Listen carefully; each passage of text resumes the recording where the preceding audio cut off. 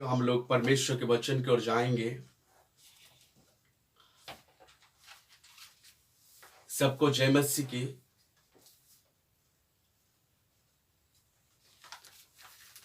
मेरे प्रियो, इस समय इन दिनों में हम लोग एक भयंकर प्रतिकूल परिस्थिति का सामना कर रहे हैं। सारे पृथ्वी के लोग के ऊपर परमेश्वर का क्रोध प्रकट हुआ है। मेरे प्रिय, आप लोगों में इस सुंदर समय में एक बात को मैं बताना चाहता हूं। यह जो पेस्टिलेंस महामारी जो पृथ्वी में आया है, यह परमेश्वर का क्रोध है। Pestilence is the wrath of God. आपको मैं बताना चाहता हूं पवित्र बाइबल से पेस्टिलेंस आने का 6 कारण। आइए हम लोग पवित्र बाइबल को खोलेंगे। यशाया नबी की किताब उसका 45 अध्याय का 7वां पद को हम अध्ययन करेंगे। इसमें लिखा गया है, मैं उजियाले का बनाने वाला और अंधियारे का सृजनहार हूं। मैं शांति का दाता और विपत्ति को रचता हूं। मैं यहोवा ही इन सबों का करता हूं। मेरे प्रियो, यहां पे परमेश्वर बताता है कि मैं उजियाला का बनाने वाला और अंधियारे का सृजनहार हूं।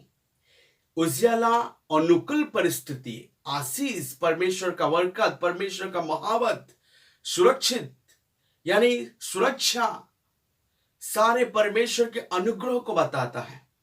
अंधियारा विपत्ति, परमेश्वर का क्रोध, विचार, समस्या, श्राप को समझाता है। तो इसमें लिखा गया है कि मैं उजियाला और अंधियारा को रचता हूं, बनाता हूं। उसी प्रकार यहां पे फिर लिखा गया है कि मैं शांति का दाता हूं और विपत्ति को रचता हूं। विपत्ति भी लाता है परमेश्वर। शांति देने वाला परमेश्वर, विपत्ति को भी लाने वाला परमेश्वर है वो। मेरे प्रियो, 2 महीना पहले की बात अगर हम लोग करेंगे, पूरा पृथ्वी में, पूरा भारत देश में शांति ही शांति था। जहां हम लोग जाने चाहते थे जाते थे, जो खाने चाहते थे खाते थे, जो करने चाहते थे कर सकते थे। लेकिन अभी वो सारे करने में रुकावट आ गई है। प्रतिकूल परिस्थिति आके खड़ा हो गया है। समय बिगड़ चुकी है, समस्या आ पहुंचा है। मेरे प्रियो, 2 महीना के पहले पृथ्वी में शांति था।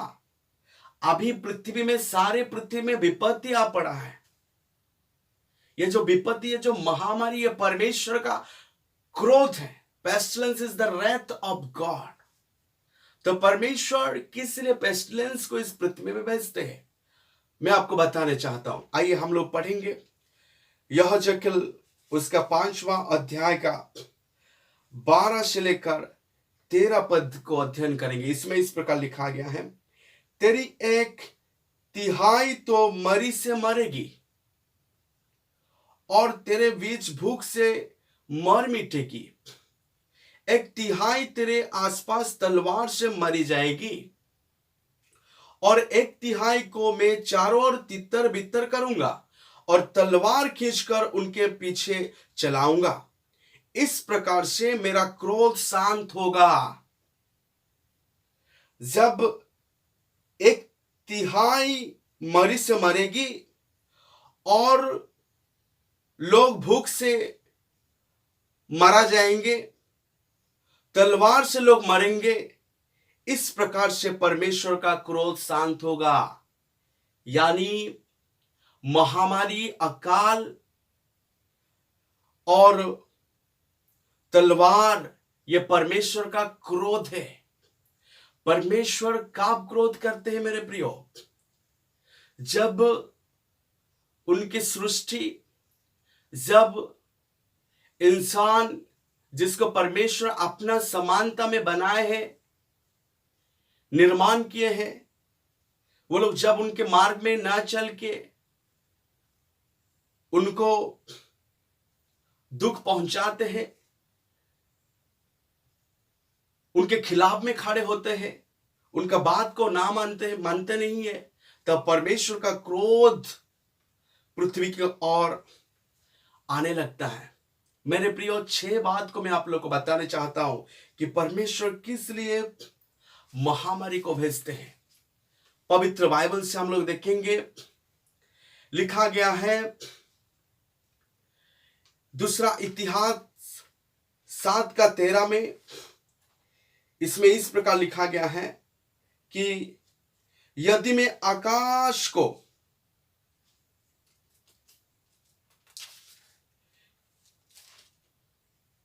ऐसा बंद करूं कि वर्षा ना हो, या टिड्डियों को देश उजाड़ने की आज्ञा दूं, या अपनी प्रजा में मरी फैलाऊं, यानी परमेश्वर का मर्जी से महामारी पृथ्वी में आता है। जब वो आकाश को बंद कर देते हैं तो बारिश नहीं होता है। जब वो टिड्डियों को देश में भेजते हैं तो देश उजाड़ जाता है, और परमेश्वर अपनी प्रजा में मारी फैलाता है। तो मेरे प्रियो, परमेश्वर का क्रोध यानी महामारी लोगों के ऊपर किस लिए आता है, उससे पहले मैं आपको बताने चाहता हूं। सपन्या उसका 1 अध्याय का 18वां पद में अगर पढ़ेंगे, उसमें लिखा गया है, परमेश्वर के क्रोध से सोने और चांदी नहीं बचा सकता है। हमारे बैंक बैलेंस, हमारे ज्ञान बुद्धि, हमारे टैलेंट, हमारे एजुकेशन, हमारे अनुभूति हमें परमेश्वर के क्रोध से बचा नहीं सकता है। परमेश्वर का क्रोध यानी महामारी आने का 6 कारण में से पहला कारण यह है आइडल वर्शिप, जो कि हम लोग भजन संहिता 106 संख्या का 28 से लेकर 29 में पढ़ सकते। इसमें लिखा गया है, वे पोर वाले बाल देवता को पूजने लगे और मुर्दों को चढ़ाए हुए पशुओं का मांस खाने लगे। यो उन्होंने अपने कामों से उसको क्रोधित दिलाया और मरी उनमें फूट पड़ी। मेरे प्रियो, इज़राइल लोग, परमेश्वर के लोग, जब परमेश्वर को छोड़ के दूसरे सृष्टि के ऊपर भरोसा रखने लगे, सृष्टि का पूजा, सृष्टि का सेवा करना शुरू किए और अपने कामों से परमेश्वर को क्रोधित दिलाए, क्रोध किए, दुख दिलाया, तब देश में यानी उन लोग के ऊपर महामारी फूट पड़ी। मेरे प्रियो, निर्गमन 20 अध्याय का 1 से लेकर 6 में लिखा गया है, 10 आज्ञाओं में से परमेश्वर पहला आज्ञा ये दिए, मुझे छोड़ दूसरों को ईश्वर करके ना मानना। जब हम लोग परमेश्वर को छोड़ के कोई दूसरे सृष्टि का सेवा करने लगते हैं, परमेश्वर का क्रोध उपस्थित होता है। इस्राएल लोग परमेश्वर की सेवा कर रहे थे और बीच में परमेश्वर को छोड़ने लगे, तब परमेश्वर का क्रोध उन लोग के ऊपर आ पड़ा, महामारी आया। इसलिए मेरे प्रिय, आइए हम लोग परमेश्वर जीवित खुदाबंद, जो आसमान और पृथ्वी और सारे जीव जंतु, सूर्य चंद्रमा तारागण और सारे इंसानों को बनाए हैं, उस जीवित सामर्थ्य खुदाबंद की हम लोग सेवा करेंगे। दूसरी कारण महामारी आने का वो है एडल्टरी, व्यभिचार। गिनती उसका 25 अध्याय को अगर हम लोग देखेंगे, उसमें 1 से लेकर 3 में लिखा गया है, इस्राएली सित्तीम में रहते थे और वे लोग मोआबी लड़कियों के संग कुकर्म करने लगे, व्यभिचार करने लगे। और जब उन स्त्रियों ने उन लोगों को अपने देवताओं के योग्यों में निपटा दिया, तो वे लोग खाकर उनके देवताओं को दंडवत करने लगे। यो इसराइली बालपोर देवता को पूजने लगे, तब यहोवा का कोप इसराइल पर भड़क उठा। 9 पद में लिखा गया है, और मरी से 24,000 मनुष्य मर गए। मेरे प्रियो, जब वो लोग अन्य देवी देवताओं की पूजा करने वाले युवतियों के साथ व्यभिचार किए, तब परमेश्वर का क्रोध उन लोगों पर आया, महामारी फैलने लगा। महामारी के कारण 24,000 लोग, 24,000 लोग का मृत्यु हो गया। मेरे प्रियो, यह शरीर परमेश्वर से हमें मिला हुआ है। यह शरीर व्यभिचार के लिए नहीं, यह शरीर परमेश्वर के लिए, और परमेश्वर हमारे शरीर के लिए है। इसलिए पहला कुरिन्थियों उसका 6 अध्याय का 13 पद और 19वां पद से 20 पद तक अगर हम लोग अध्ययन करेंगे, उसमें लिखा गया है कि यह शरीर परमेश्वर के लिए, परमेश्वर शरीर के लिए है, शरीर व्यभिचार के लिए नहीं।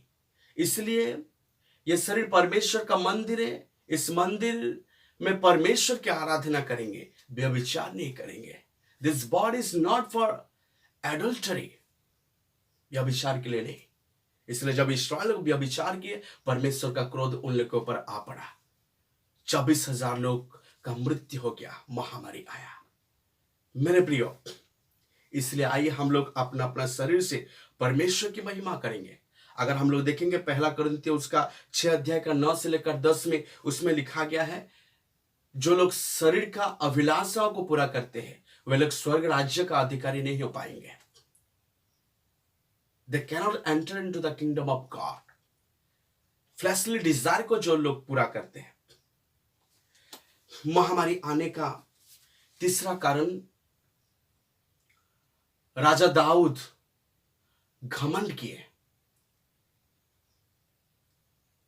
दूसरा सामुएल 24 अध्याय 1 से लेकर 15 तक अगर हम लोग अध्ययन करेंगे, उसमें दाऊद उनके अध्ययन में जितने मंडली है, जितने लोग हैं, उन लोगों को गिनती करने के लिए हुक्म दिए, और अपने लोगों का संख्या को पता करने के बाद उनका दिल में एक अहंकार, एक गर्व, घमंड आ गया। मेरे प्रियो, नीति वचन 16 अध्याय का 18 में लिखा गया है, विनाश से पहले गर्व या घमंड आता है।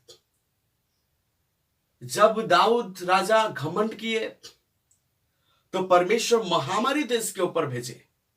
महामारी के कारण 70,000 लोग का मौत हो गया, 70,000 पीपल का डेथ हो गया।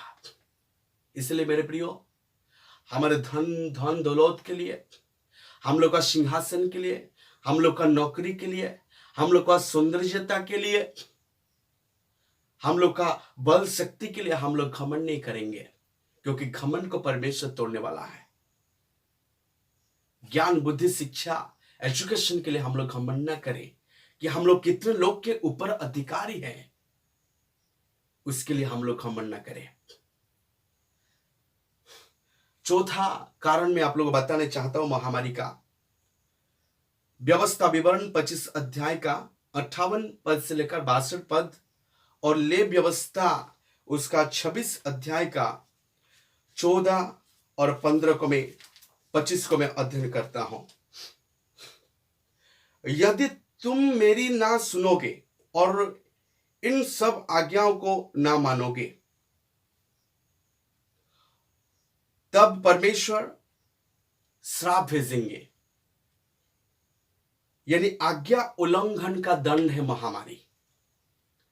इसलिए 25 में लिखा गया है, और मैं तुम पर एक ऐसी तलवार चलाऊंगा जो वाचा तोड़ने का पूरा पूरा पलटा लेगी,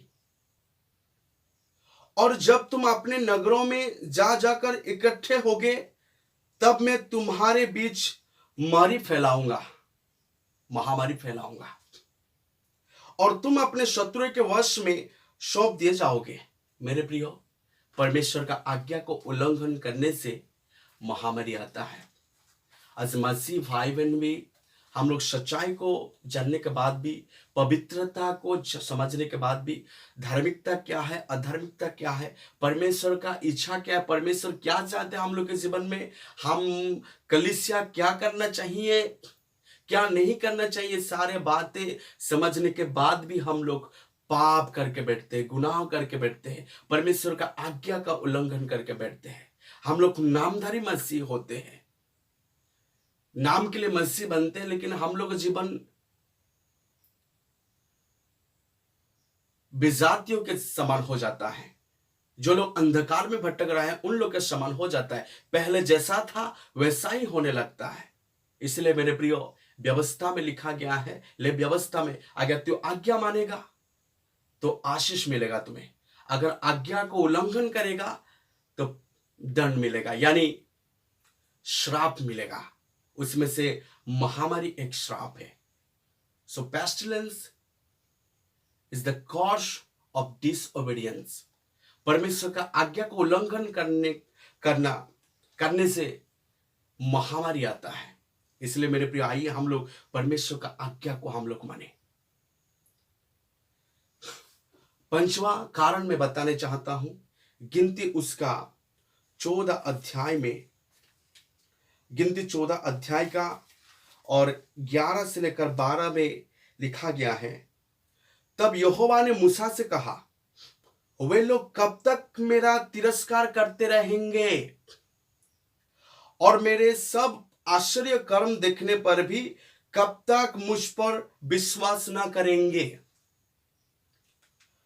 मैं उन्हें मरी से मारूंगा और उनके निज भाग से उन्हें निकाल दूंगा और तुझसे एक जाति उत्पन्न करूंगा जो उनसे बड़ी और बलवंत होगी। मेरे प्रियो, इसमें लिखा गया है इस्राएल कलीसिया, वो लोग परमेश्वर को बार बार तिरस्कार करते थे, इग्नोर करते थे, परमेश्वर की बात को नहीं मानते थे, उन्हें सम्मान आदर नहीं देते थे, तिरस्कार करते थे, तुच्छ जानते थे परमेश्वर को। और परमेश्वर का आश्चर्य काम अपने आंख में देखते हुए भी परमेश्वर की सामर्थ्यशाली कार्य में, आश्चर्य काम में विश्वास नहीं करते थे। इसी कारण परमेश्वर का क्रोध उन लोगों पर आ पड़ता था। परमेश्वर का आश्चर्य काम को विश्वास नहीं करने से, परमेश्वर को बार बार तिरस्कार करने से महामारी आता है। इसलिए मैं, मेरे प्रियो, परमेश्वर सर्वशक्तिमान है, उनकी आश्चर्य काम में हमें विश्वास करना है, उनको हम लोग तिरस्कार नहीं करेंगे। वो सर्वशक्तिमान परमेश्वर है, वो अंधियारे को बनाने वाला परमेश्वर है, उजियाला को भी बनाने वाला परमेश्वर है, समस्या को भी सृष्टि करने वाला परमेश्वर है और शांति को रचने वाला परमेश्वर है। छठवां कारण महामारी का यह है, गिनती उसका 16 अध्याय उसका 41 पद से 50 पद में लिखा गया है कि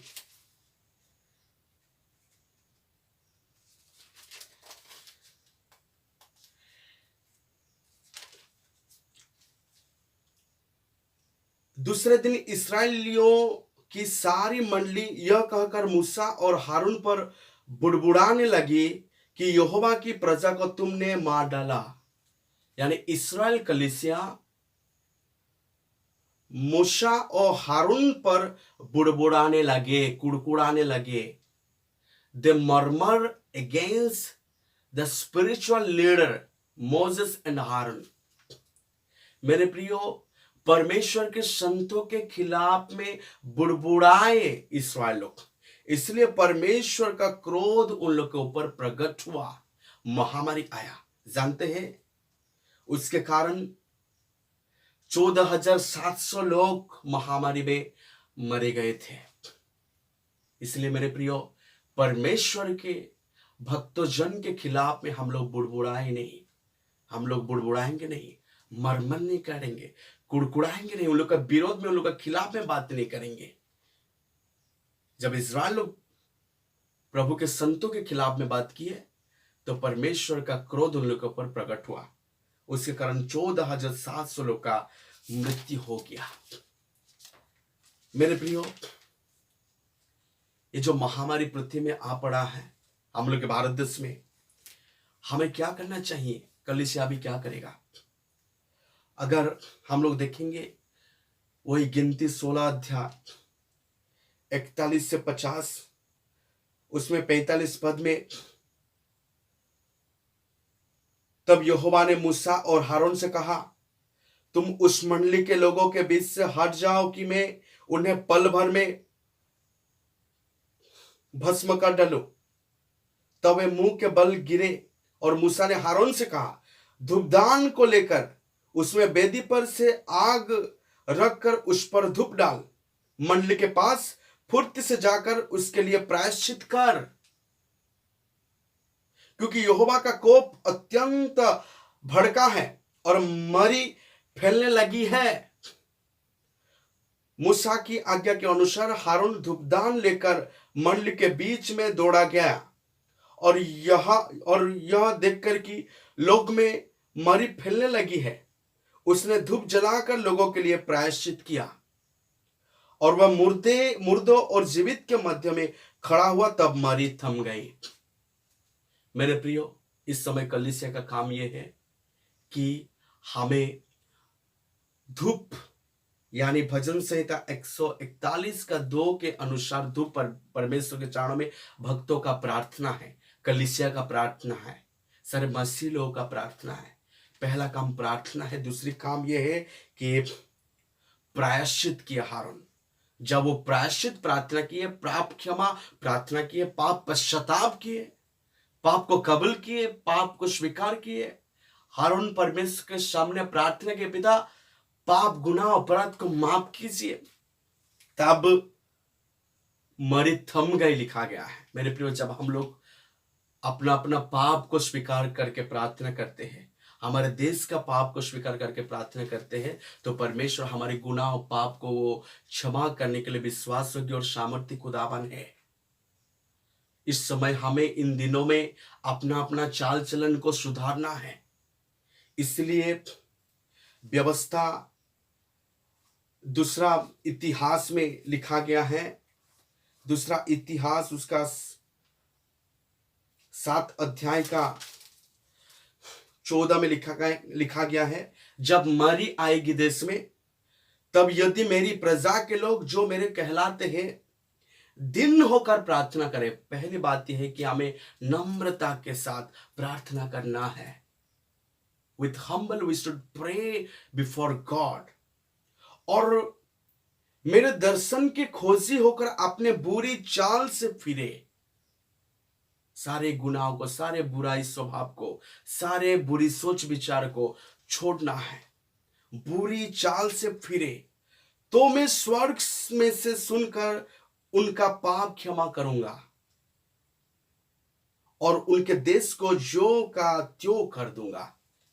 देश पहले जैसा था, शांति में था, वैसा ही शांति में बदल देंगे परमेश्वर, जब हम लोग अपने अपने बुरी चाल से फिरेंगे, दिन होकर नम्र होकर प्रार्थना करेंगे और उनके दर्शन की खोजी करेंगे, तब परमेश्वर हमें माफ करेंगे और देश को ज्यों का त्यों कर देंगे। मेरे प्रियो, निनेवी को परमेश्वर देखे, निनेवी वासी बहुत पाप किए, गुनाह किए, तो योना को परमेश्वर भेजे निनेवी में। उन लोग के ऊपर परमेश्वर जो और विपत्ति आने के लिए चाह रहे थे, उसके लिए परमेश्वर योना को निनेवी नगर में भेजे।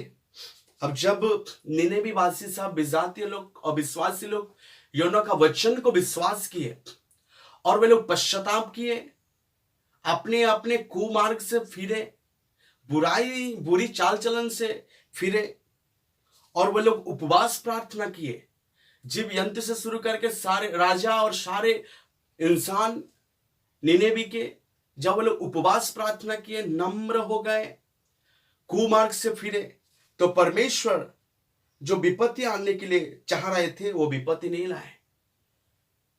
योना उसका 3 अध्याय का 10वां पद में लिखा गया है, जब परमेश्वर ने उनके कामों को देखा कि वे कुमार्ग से फिर रहे हैं, तब परमेश्वर ने अपनी इच्छा बदल दी और उनकी जो हानि करने की ठानी थी उसको ना किया। मेरे प्रियो, परमेश्वर निनिवे वासी को उन लोग के ऊपर विपत्ति लाने के लिए चाह रहे थे, उन लोग का कुकर्म के लिए, पाप के लिए। लेकिन जब लोग फिरे, इसमें लिखा गया है परमेश्वर ने उनके कामों को देखा। आज भारत देशवासियों का कामों को परमेश्वर देखने चाहते हैं। इस विपत्तियों के समय हमें अपना अपना कुमार्ग से फेरना है, अंधकार के काम को छोड़ना है, सारे गुनाहों को, अन्याय, अत्याचार, दुर्नीति, व्यभिचार को, इंसान के द्वारा बनाया गया चीजों के ऊपर भरोसा रखने का स्वभाव को तोड़ना है। जीवित खुदावन के और वापस लौट के आना है, उनको ही ध्यान देना है, उनकी सेवा करना है, कोई सृष्टि का नहीं। जब निनेवेवासी योना का बात को सुन के विश्वास किए और वे लोग अपने अपने कुकर्म, कुमार्ग से फिरे, परमेश्वर ने देखे कि निनेवेवासी सब कुमार्ग से फिरे, तब परमेश्वर ने अपनी इच्छा बदल दी। आज अगर भारत देश को परमेश्वर नाश भी करने चाहते होंगे, अगर हम लोग कुमार्ग से फिर के उपवास, प्रार्थना करें, पाप पश्चाताप करें, तो परमेश्वर अपना इच्छा को बदल देंगे और उनकी जो हानि करने की ठानी थी उसको ना किया। परमेश्वर हानि नहीं किया, समस्या नहीं लाए, विपत्ति नहीं लाए, महामारी नहीं लाए। इसलिए मेरे प्रियो, आइए हम लोग देशवासियों के लिए प्रार्थना करेंगे, अपना गुनाह को कबूल करेंगे। पिता, हमारे सारे गुनाह अपराध को माफ कीजिए, मेरा परिवार का अपराध को माफ कीजिए, देशवासियों का अपराध को माफ कीजिए। क्योंकि मेरे प्रियो, पाप के कारण, आज्ञा उल्लंघन के कारण, व्यभिचार के कारण, अन्य अत्याचार के कारण, घमंड के कारण, जब परमेश्वर आज्ञा का उल्लंघन करते हैं, जब परमेश्वर के लोगों के खिलाफ में कुड़कुड़ाते, बुड़बुड़ाते हैं, तो परमेश्वर का क्रोध आता है हम लोग के ऊपर। इसलिए आइए हम लोग परमेश्वर के चरणों में अपना अपना गुनाह को हम लोग स्वीकार करेंगे, तब परमेश्वर जो हानि पहुंचाने के लिए चाह रहा है, वो हानि से वो हम लोग के ऊपर आशीष से आशीष ले आएंगे, परिस्थिति को बदल देंगे। मेरे प्रियो, जिस तरह मिट्टी कुम्हार के हाथ में, उसी प्रकार सारे देशवासी, सारे पृथ्वी परमेश्वर के हाथ में, बिगड़ी को बनाने वाला परमेश्वर है। हालेलुया। आइए हम लोग प्रार्थना करें। Thank you Lord Jesus. Hallelujah. मैं पाप में डूबा, ऐसा डूबा, ऐसा डूबा, आँखों में थी आंसू,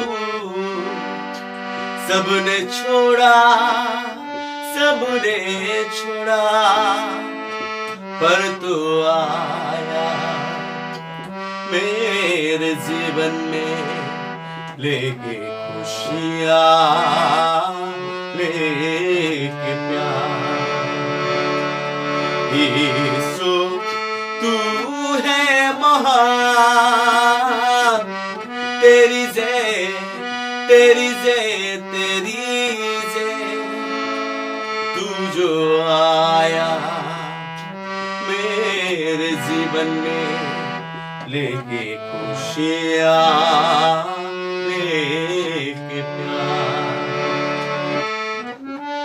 मैं दुनिया की चीजों में तुम्हें ढूंढता था,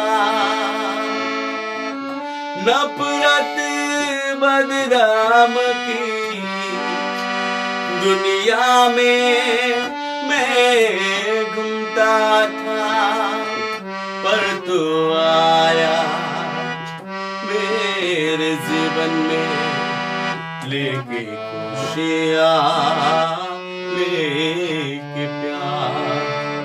पर तू आया मेरे जीवन में, लेके खुशियाँ, लेके